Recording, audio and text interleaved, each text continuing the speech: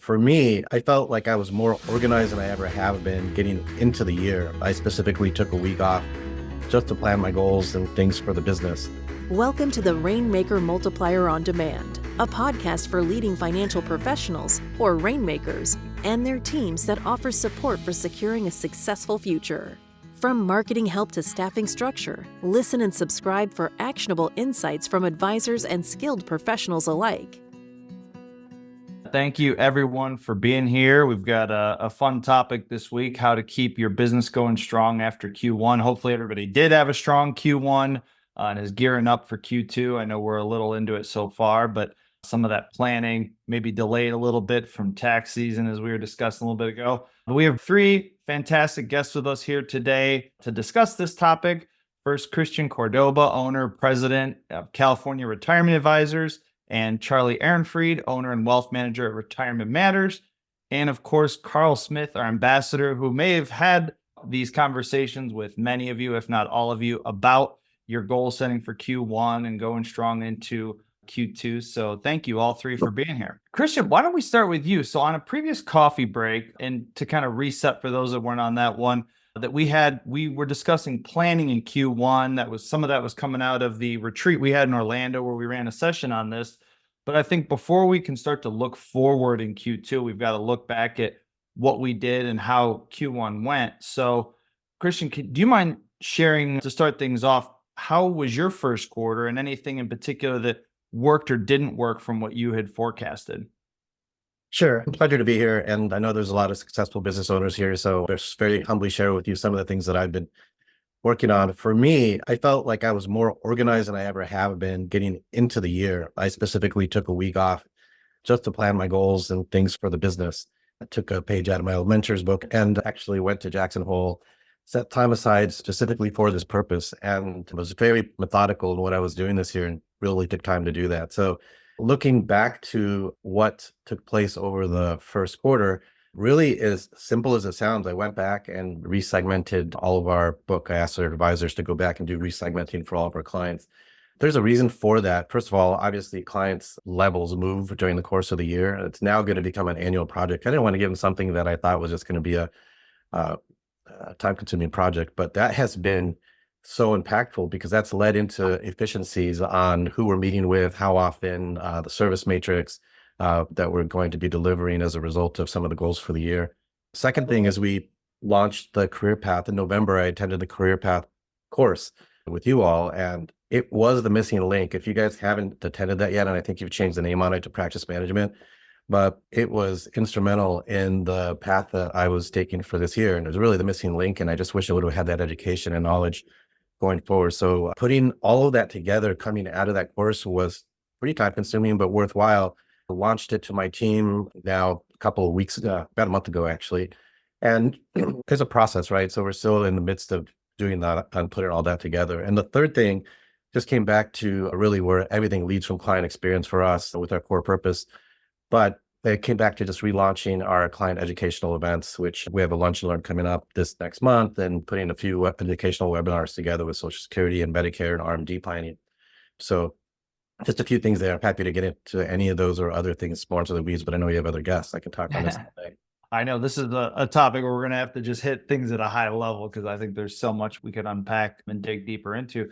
Charlie, how about you? How did Q1 go, and anything that did or did not work in particular from what you had forecasted initially?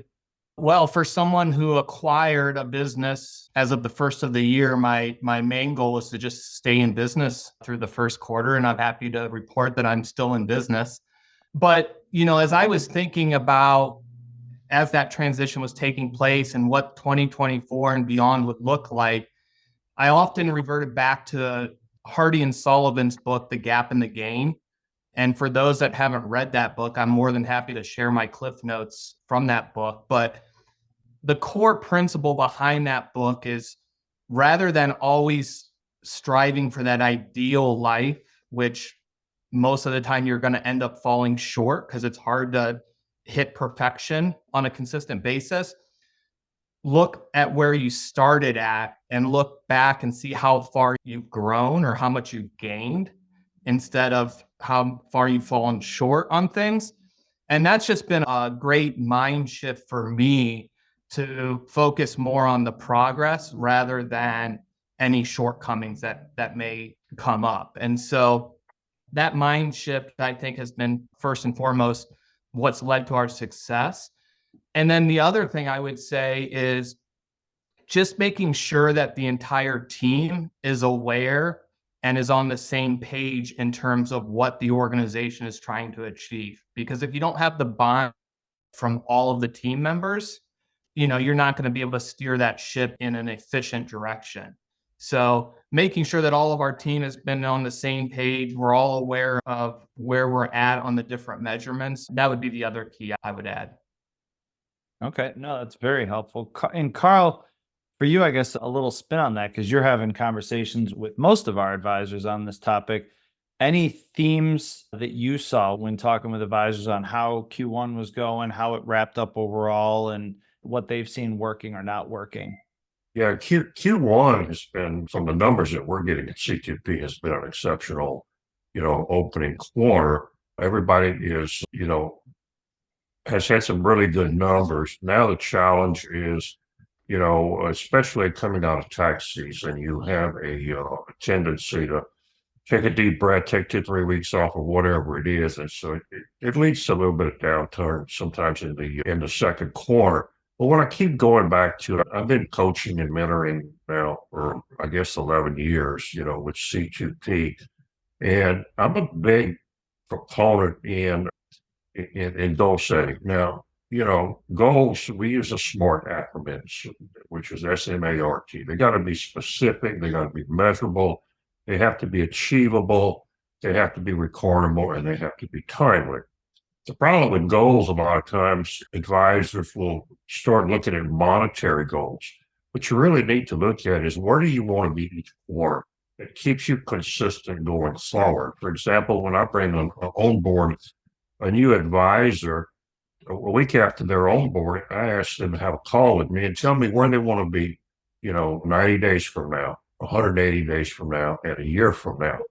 And we monitor those. So if you can bring the processes into place and make your organization grow from a process-driven point of view and not lose sight, where you are, you're going to continue to bring in the revenue. The revenue will follow, okay? And, I've always told advisors, myself included, because I went through this for 30-something years as an advisor myself. If you fall behind, in a month, it's really, you can make it up. If you fall behind in a quarter on your achievable goals, it's hard to get back on track. So you have to continue to strive to hit the goals that you've set, your future goals ahead of you, in order to maintain and achieve your annual goals. And I think the biggest thing is accountability through partner. I know I started a partner program with a new advisor that joins us for the first year, but then I encourage them to find another advisor in our mastermind organization. That's why it's important to go to the collegiums, twice a year, and you team up with people that you get to know and like, and you have those conversations, and it helps drive your goals and it keeps you going. Well, thanks for sharing, Carl. And I think you were hitting on something that segues well for business wise, but we all know personally too. You start out the year with your goals and what you want to do, and then they can start to trickle off. Chris, we'll come back to you first. After completing this quarter, what do you do to stay on track, either just for you or with your team, to kind of keep everything going and keep that momentum going into the next quarter? Oh, sure. Well, at the start of the year, we actually blocked a day at the end of every quarter to revisit those goals. That comes back to what Carl was saying, is just taking a look at those and seeing where you are. And we use a couple of sheets to see what we did for the past quarter, not complete those out, and then move anything that didn't get completed to the following quarter if it was still relevant.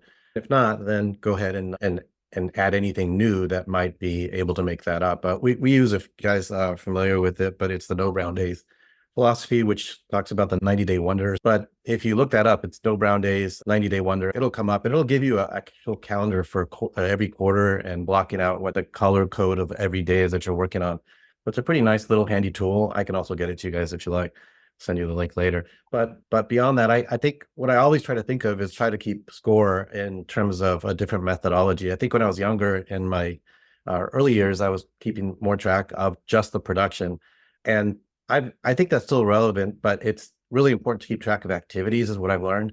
The activities drive the results, right? And so for myself, if I was starting it again, I would absolutely keep track of the amount of meetings I was having, the amount of social posts I was making, any of the activities that really lead to that. Today, I really let our core purpose kind of drive those activities. And our core purpose is to help people plan and invest wisely, save money on taxes so they can live an even better life. So with that, I just kind of come back and I say, okay, how can I improve upon the client experience to drive that result? And then the activities come from there. And then I use a priorities calculator because I'm kind of an ideas guy, a priorities calculator that helps me determine which one of those are going to be prioritized higher and ranked with more urgency. So it's a process, but I looked at it today so I know I got 12 out of the 24 things that I wanted to do for Q1, and some of those are getting moved forward.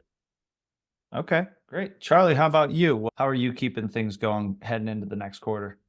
Well, for me, my biggest challenge is balancing all of the different hats that I'm now wearing. And I know a lot of us as advisors, we have our advisor hat or our, relationship manager hat, but then we're also a business owner or a, HR manager or whatever, all of those different roles that we have to play. And so for me, the challenge is how do you balance all of those different activities and how do you make sure that one does override the other from a priority standpoint or a time consumption standpoint? So the thing that I try to work on, and I'm obviously not perfect on it, but is really focusing on time blocking my calendar to focus on those different responsibilities. And so having designated spots on the calendar to focus on business development versus, managing the firm versus, existing client relationship management. And so that I can stay focused on, what the priority is at that time.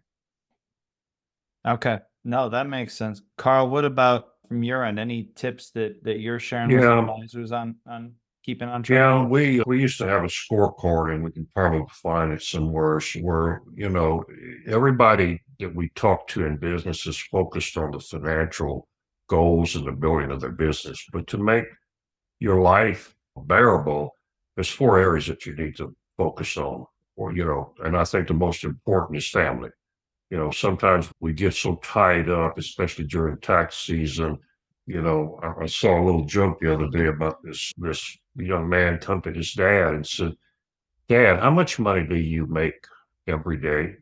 And, the father told him. And so about 3 weeks later, the young man came to him with a bunch of cash and he said, "Here, Dad, I want to buy a day of your time." And so it's so important that we don't, we focus on family, if your spiritual growth, and then your health and physical, your mental growth, things of that nature. Because unless you're clicking on all of those things, you're not going to be in the right frame of mind. So you have to, and Dan Sullivan, which I'm not part of that organization, but they talk about the, days off, and just where you're not focused on anything but your family, your health, your spiritual. And then you got to get back to the community. A lot of that is through civics, just donating time if you have.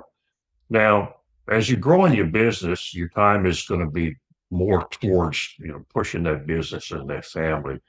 But if you segment those things, and that's why the teamwork movement, which is the old career path and compensation model, I think is so critical moving forward in our organizations, is that we understand who we need to hire, how we need to hire, and what we need to take off of our plate, moving forward.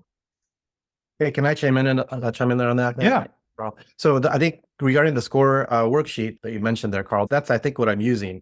And Okay. I just wanted to mention it because I got it from Alana Cole at Advisory PR, and it's been instrumental because I do get sidetracked easily. I'm an ideas guy, so every time there's a shiny new object, I get distracted. I utilize it specifically for that. And in addition to those 4 high priority goals that Carl was mentioning, I'll share the breakdown with this because I've done it so many times. I know what it is. It's more business oriented. So it takes your business and it breaks it down from 3 categories. One is strategic fit. And that basically it's a score. It's a strategic fit score. So when you're going through that, it's asking you, how do you feel about 3 categories within that alignment of your goals? If you're thinking of a new project, how does that align with your goals and positioning in comparison to your competition? And then also your core capabilities associated with that as well. The second is going to be your economic factors. So what's the growth potential as a result of this activity, your revenue potential, and ultimately your profitability. And then the third is going to be your feasibility score. Like how likelihood is it that you're able to get this done? And that includes things like any technical risk, compliance, or so forth, the human capital or the people that you have, and then also the financial impact upon launching that particular project. So you take each of those, each has a score, lumps it together, you end up like, if so there's 9 items there, each can get a score of up to 10, so you get 90, and anything over 80 would be a high priority goal, for instance. And then I take it from there and I assign a urgency to it. So you can have something that's, let's say, an 80, but is an urgency of C, because you don't need to do it right away, versus something that might be 70, but you need to get it done because the deadline is going to be next week. And that I found is very helpful in order to stay on track and get things done in a very meaningful way and avoid the noise that can really detract from where you're trying to get to as a business owner. And I take all that and I put it on Airtable, which is just like a sheet, but it's an interactive worksheet, like a spreadsheet that you could use online. So hope that helps. No, that's fantastic. How about you, Charlie? Do you have either a scorecard or anything else you're using to track kind of your key performance indicators? Yeah, we don't have a scorecard, at least not yet. But one thing that we've tried to do this year, based on all of the numbers that we had from 2023, is really hone in on the numbers and understand our numbers. So understanding, not only how many meetings, but what the time frame is to typically bring on a new client, so we can set those expectations for our growth goals. But also understand, what makes a profitable client, so that we're not chasing business that at the end of the day, we're not going to really want to keep on the books. And so being really intentional in terms of who we're targeting has, I think, increased our efficiency a lot. And we just haven't, wasted as much energy spinning our wheels, chasing clients that really weren't going to be a good fit in the grand scheme of things. And so, that would be my advice, is really understand your numbers and really understand what that minimal acceptable client is that you want to bring on board for that next seat on your bus. And then, go after those people. I just want to add real quick, because I love what Charles and Chris are saying with it. Or Charlie, I'm sorry, Charlie. But we do it's really what you're describing is the EOS, the business management part that we use with it. I just want to emphasize, while it seems a lot and overwhelming what they're talking about, it's all critical for growth of your business and staying on track, but keep a simple measurable. What is your 4-2-1, as they call it? Mm-hmm. Something that you're measuring every week. And I'm just going to give you a real quick example. We had our second best quarter to start the year. Very excited. But we are already in like an orchestration mode for a problem we've identified. Even though we're still on track with what we're doing, our fit calls are way down. And that's a leading indicator for us. So we are emphasizing a lot of our efforts in marketing now to pull those fit calls up, because that's something we look at weekly. We've been getting great numbers throughout every week and every month and through to the beginning of the year, but we're already in a panic mode. Even though we're in that good stretch, we're like, hey, fit calls are way down. This is going to create a gap 6 weeks from now.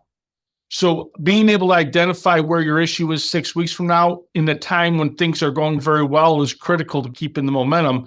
And it's just a simple thing. Our 4-2-1, which is probably now 5-2-1, because we're changing client minimums, is the fit calls to discover, to what Charlie was saying, ideal client. What is that ideal client? And that's what we're measuring, and we're measuring diamonds. That's what we're trying to bring on. And that focus will keep you moving. But we've looked at it and said, hey, our fit calls need to be, I think we're at about 10 a week. And we were down the last couple of weeks to like 2, 3. We're like, this is an issue. But we're addressing an issue that hasn't existed yet, and we're closing $2 million a week in premium production, right? So we know it's going to be a problem. So I think that's the biggest key to keep momentum. What's going on in the good times that are telling you, hey, these good times, there's going to be a bad time, and how proactive you could be at addressing them. Greg, I agree with you, but since this is a discussion, I'm going to chime in there as well, because those are all important. I think the point I was making is that how do you determine that's more important than the next thing? So, Right. or like you could be struggling with fit calls, but then you're losing client assets out the back door because there's a problem on the customer service side that you don't even know about, right? So this would allow you a metric to be able to go through and objectively determine which one of those are going to be the most critical and the most urgent. And these things kind of go together, is like what we're saying. Yeah, absolutely, Chris. We do a rock system. So we identify, hey, what is the main thing in the quarter from a strategic standpoint, right? Strategic, what do we need to keep focused on, like what you're talking about? But what is the tactical measurable every week that we need to be focused on to make sure the momentum of the business is carrying, right? They go hand in hand. I love it, Chris. Yeah, what you're identifying, Greg, is not a panic mode. It's more of an awareness mode, so it doesn't become a panic mode.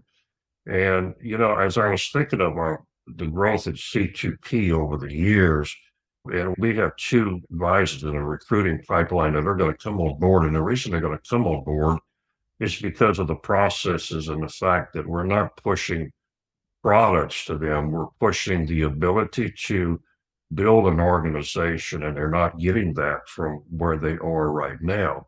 And if you think about your growth going forward from where you've been with C2P, it's all about the process. It's just all about the ability to know where you should be a few months from now. But it's equally as important the support that you get.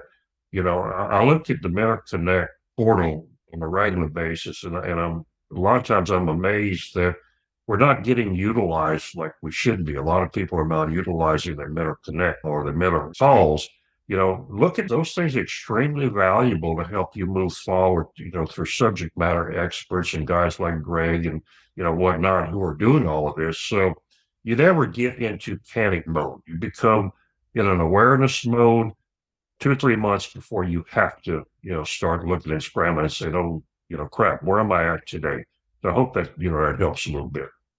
And I think kind of what all of you are sharing is what we're trying to communicate effectively is the importance of knowing your numbers and tracking your numbers. And I think, all three of you, Chris, Charlie, Greg, and then even Carl, got to track. It's hard to manage what you're not tracking. And so there's different kinds of numbers too, as Chris and Greg are going back. You can have the leading indicators and the lagging indicators, but figuring out what those most important numbers are and having them somewhere, whether it's on the scorecard or whatever you're doing. And we have a resource for that. I know we have in the sales and marketing plan in the LMS, there's a sample scorecard in there that we can always send around if you want to use it. They're more marketing and sales related, but you could tweak those for your business, or like Carl said, use the MetaConnect to talk to the appropriate person to narrow those down.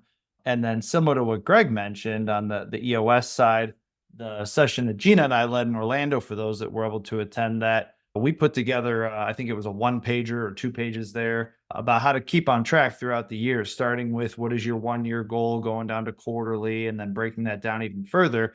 So to Greg's kind of 4-2-1, but maybe on the more strategy side, not numbers side, but use tools like that to help guide you and kind of reset those through the year. So even if you filled that out back in December, we can send you a new one or download a new one, and then I'll fill that out going into Q2. So, all right, we accomplished this in Q1.